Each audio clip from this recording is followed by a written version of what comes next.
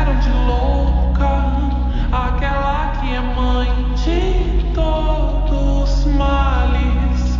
Botarão no teu nome todas as maldições, que é culpa do homem.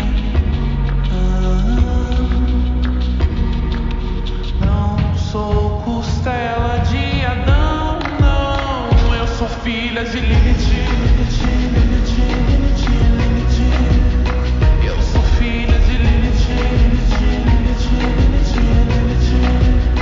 Eu sou filha de Lilith.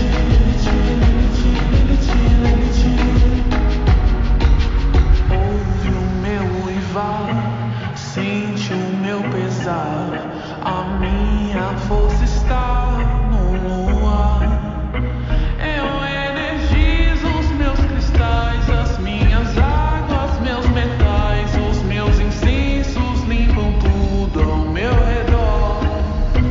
O meu sagrado tá no fogo e não das catedrais. Já foi carvão, agora eu não queimo mais.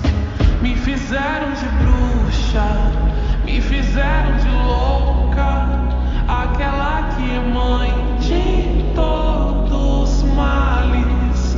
Botaram no meu nome todas as maldições, que é culpa do homem. Não sou costela de Adão, não. Eu sou filha de Lilith.